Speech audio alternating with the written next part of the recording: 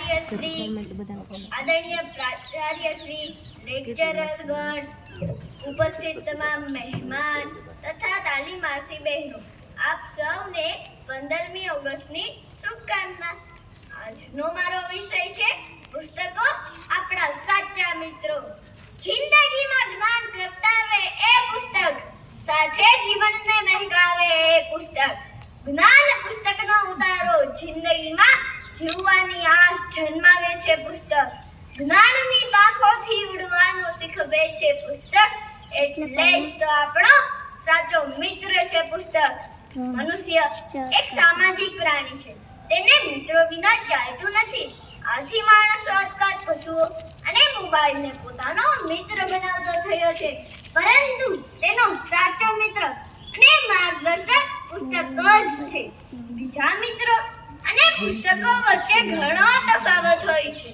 બીજા મિત્રો દિવસના થોડા કલાકો જ આપણી સાથે હોય છે, પરંતુ પુસ્તકો સુખ હોય કે દુઃખ, તડકો હોય કે છાંયો, દિવસ હોય કે રાત, હંમેશા સાચા મિત્રની જેમ આપણી સાથે જ રહે છે.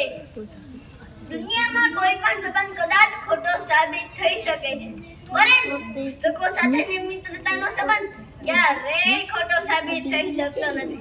બીજા મિત્રો રિસાય કે ઝઘડે પણ ખરા, પરંતુ પુસ્તકોને કદી આવું કરતા જોયા કે સાંભળ્યા છે? પુસ્તકો સાચા મિત્રની ગરજ સારે છે. જ્યારે આપણે નિરાશ છે ત્યારે આપણને સાંત્વના આપે છે, અને જ્યારે આપણે મૂંઝાઈ જઈએ ત્યારે આપણને માર્ગદર્શન આપે છે અને આપણામાં સારા સંસ્કારોનું સિંચન કરે છે. પુસ્તકોની મૈત્રી જીવનને સરળ અને વધારે સુંદર બનાવે છે. સારા પુસ્તકો આપણને વહેમ અને અંધશ્રદ્ધાથી દૂર રાખે છે.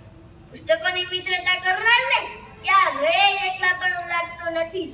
પુસ્તકો આપણી સામે જ્ઞાનનો અમૂલ્ય ખજાનો ખુલ્લો મૂકી દે છે, જેમાં હીરા મોતી સમાયા છે. આ એવો ખજાનો છે જેની કદી ચોરી થઈ શકતી નથી, જેને કોઈ લૂંટી શકતો નથી, જે કદી ખૂટશે જ નહીં. જેમ જેમ વપરાશ કરશો તેમ તેમ વધતું જ જશે. કેટલાય મહાપુરુષોના જીવન પુસ્તકોની મદદથી બદલાયા જોવા મળે છે.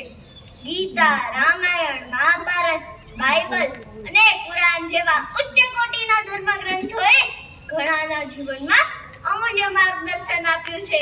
સરસ્વતીચંદ્ર અને માનવીની ભવાઈ જેવા પુસ્તકો સમાજ જીવનનું અને માનવ ભાવોનું ઊંડું દર્શન કરાવી શકે છે. રસ્કિનના પ્રસિદ્ધ પુસ્તકો અંત ધ લાસ્ટમાંથી ગાંધીજીને સત્યાગ્રહની પ્રેરણા મળી હતી. સારા પુસ્તકોથી ઘડાયેલું મહાપુરુષોનું જીવન દર્શન દુઃખના સમયે ધીરજ અને શાંતિ રાખતા શીખવે છે. ગાંધીજી કહેતા, જ્યારે જ્યારે મને મૂંઝવણ થતી ત્યારે હું ગીતામાંથી જ્ઞાન પ્રાપ્ત કરતો. એક લેખકે સાચું જ કહ્યું છે કે તમે શું વાંચો છો તે મને કહો, તમે કેવા છો તે હું તમને કહી દઈશ. પુસ્તકો હજારો વર્ષ પુરાણું જ્ઞાન વહાવતો અને વહેંચતો દરિયો છે. વિચારો કે આજ દિન સુધી કેટલી શોધો થઈ, કેટલાય ધર્મગ્રંથો લખાયા, લેખકોએ કેટલાય સર્જનો કર્યા, પણ આ વારસો પુસ્તકોમાં લખાયો જ ન હોય તો આ વારસો પુસ્તકોમાં જળવાયો. તેથી જ આપણે તેનો ઉપયોગ કરી શકીએ છીએ, નહીં તો ફરી એકડો ઘૂંટવો પડે. જેમ પીળું એટલે સોનું કે ઉજળું એટલે દૂધ નથી, તેમ દરેક પુસ્તકો સારા નથી હોતા. સારા પુસ્તકો આપણા જીવનનું ઘડતર કરે છે, જ્યારે ખરાબ પુસ્તકો આપણને ગેરમાર્ગે દોરે છે. આપણે હંમેશા સારા પુસ્તકોની જ મૈત્રી કરવી જોઈએ. હાલમાં પુસ્તકોનું મહત્વ ઘટી રહ્યું છે અને મોબાઈલ ચાહકોનું પ્રમાણ વધી રહ્યું છે. શાળાઓમાં પણ હવે અભ્યાસ કરવો જ મહત્વનો બની રહ્યો છે. આથી આપણા વડાપ્રધાન શ્રી નરેન્દ્રભાઈ મોદીએ વાંચે ગુજરાત જેવા કાર્યક્રમોની શરૂઆત કરવી પડી છે. આમ ટેલિવિઝન અને મોબાઈલના યુગમાં પુસ્તકો માત્ર કબાટની શોભા વધારવા માટે નહીં, પરંતુ આપણા સાચા મિત્ર બની રહે તે માટે તેનું વધુને વધુ વાંચન અને તેને આપણા માર્ગદર્શક બનાવીએ.